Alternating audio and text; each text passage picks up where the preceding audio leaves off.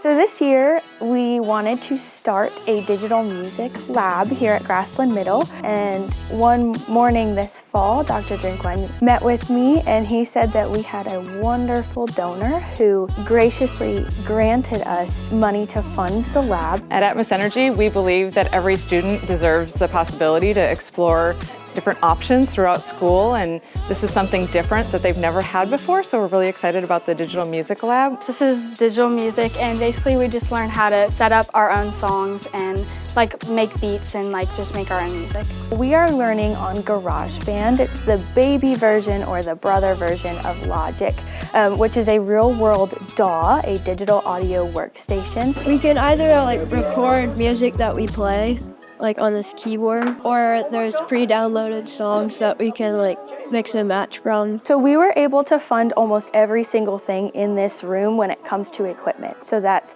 the Dell desktops, all of the Mac Mini computers, really nice MIDI keyboards that are used to create all of the sounds that we have. We have studio grade level headphones and microphones, so students get to experience what it's like to really work in a studio. This keyboard helps us kind of record music. We can figure out what sound we might want with percussion or certain instruments, and we can use the keyboard to kind of record and create a soundtrack that we want. My favorite part is where you have a lot of freedom in whatever songs you want to make and the different genres you can pick from. My favorite part is getting to make our own music and the creativity and flexibility that our amazing teacher, Miss Domsky, allows us. In a lot of songs, there's and then there's beat drop. That would sound really cool.